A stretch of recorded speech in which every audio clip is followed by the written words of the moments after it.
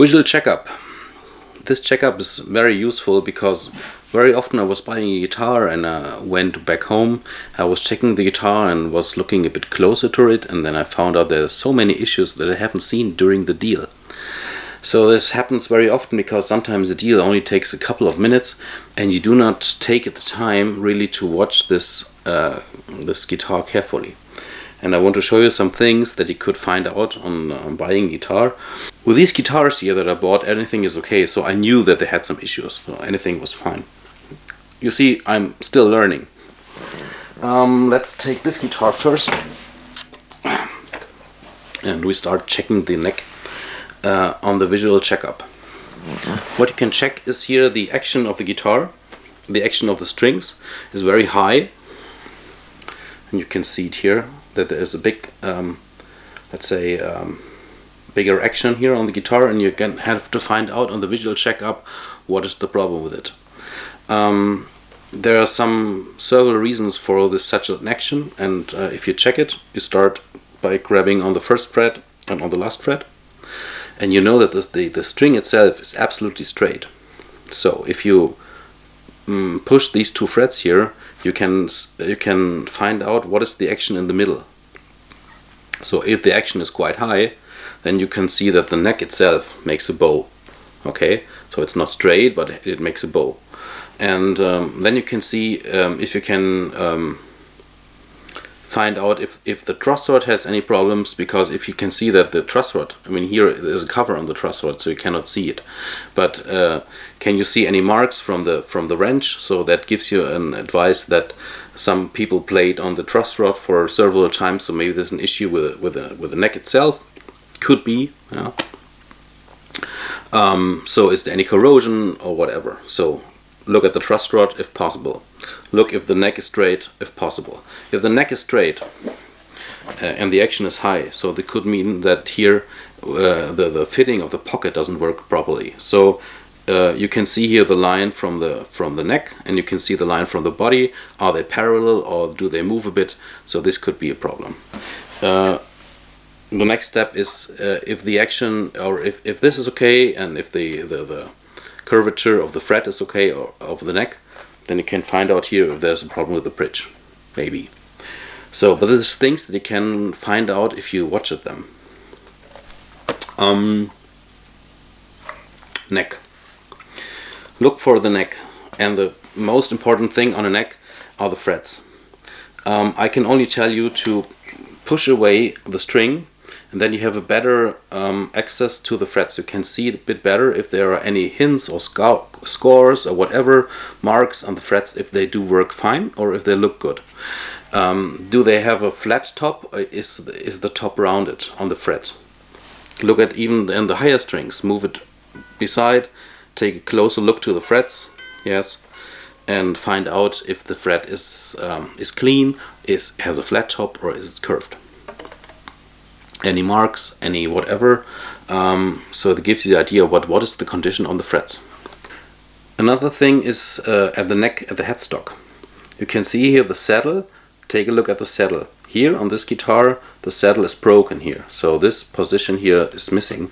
So that means that the high E string can get out on the saddle while playing it. So this could be a damage that you do not see at the very first moment because you're maybe concentrated on whatever. So check the saddle.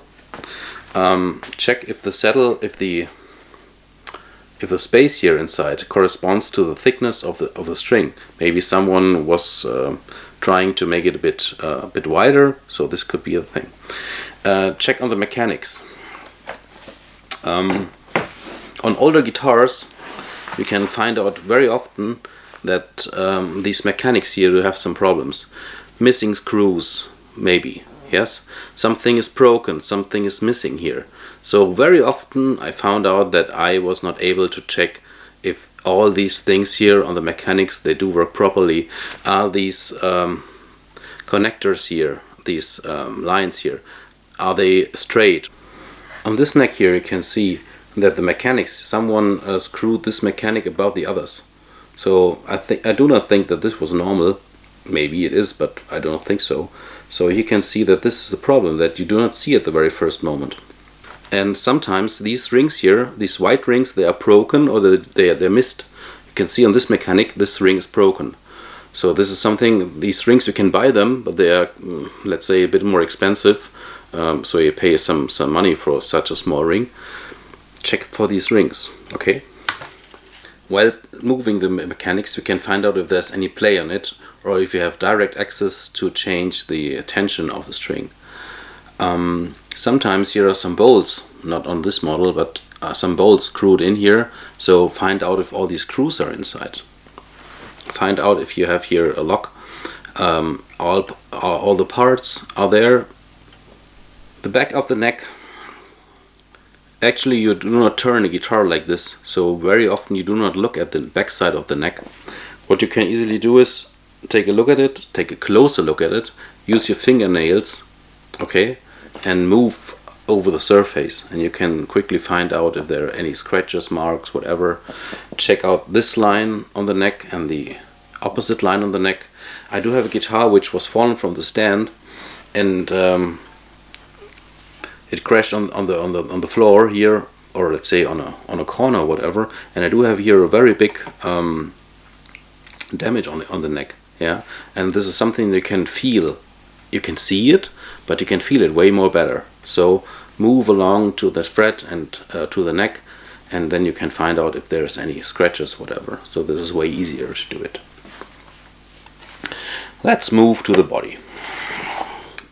On this guitar, it's totally easy to find any damages. You can find a damage here, you can find a damage here, you can find some very small damages on the back. As you can see here, you can see that this plastic covers here, it's broken. Yes, so check this. You can see on the upper side here is a damage. Okay, you can see here is a damage. So check for these things here. You can see here is a very big crack. So it was fallen from the stand, I guess, and it got a very big hump here inside. So not that nice. On this guitar I knew that they had some issues, so it's okay, but you can see it when you look at it carefully. Here is the jack. Move it. This thing here has a bit of play. I even can turn it. Okay, so it's not fixed inside.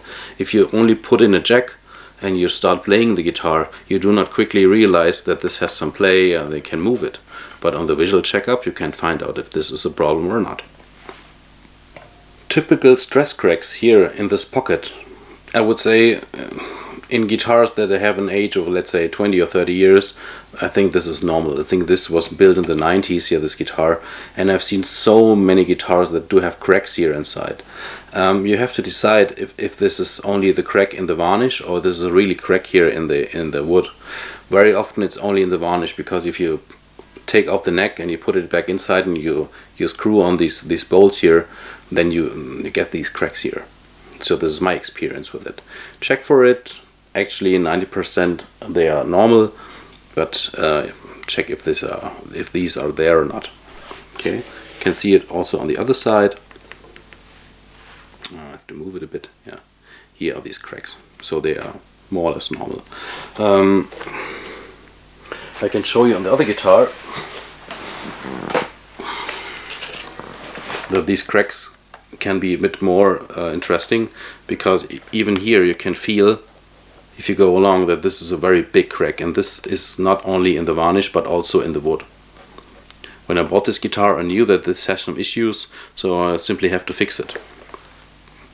Okay, but these cracks, sometimes you do not see it. You buy a guitar, you simply play it, and when you get back home then you see, oh, there's a bigger damage on it. Paintwork, this is an issue. You really have to regard the paintwork on it. Okay, if I move this guitar here, you can see that the varnish has suffered during the years, so there are big scratches on it. Okay, so sometimes you do not see it, but if you move it on the light, you can see that there are some big scratches on it, which for this guitar is totally normal, I would say. You can also see one thing is corrosion on a guitar. On this guitar, let's say it's more or less normal. Here it's totally obvious. You can see that the logo, the Vestor logo, is not there anymore because there was so much corrosion on it. Here you can see corrosion. Find out if all the screws are there, if all the single parts are there. One thing that you can find out, or you have to really regard, is these bolts here. Not if they're moving, but sometimes you see, I show you another guitar. On this guitar I want to show you what you can find underneath the tremolo system. You can see here that the wood is not there anymore. So this could be a problem, so look underneath of the tremolo system. Sometimes this area here behind the screw is broken, so that this screw here can bend on this side. And then the tremolo system, there's no fixing point for the tremolo system. So if you can find out if this thing is stable, or if the bolts are mounted well. Sometimes you can find it out if you switch to the back side and you look inside of the tremolo system. This guitar is a project for me, so therefore it's okay that it has this condition, and I was especially looking for a guitar like this to do some refit on it. The visual pickup check. Can you find any damages on the pickups? On the pickups itself, is the plastic broken?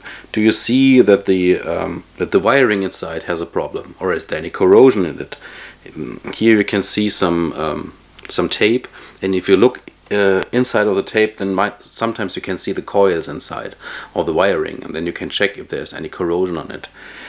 Check if the plastic covers are broken here around the area of the screw. The last thing for the visual checkup is all the details on the guitar. Can you find out where it was built, when it was built, is there any serial number, is there any brand, if there is any model description. On this guitar you can find the serial number here on this plate. You can find a sticker, I guess once there was written made in Korea. On the neck here you can find out it's a Washburn, and you can find out here's the model number. On this guitar you find the informations also on the back side. Here is a plate written Vestor, here's the serial number. Here is a sticker that gives you the model. Okay, sometimes these stickers are washed away. On this Phoenix guitar you find all the informations here on the headstock.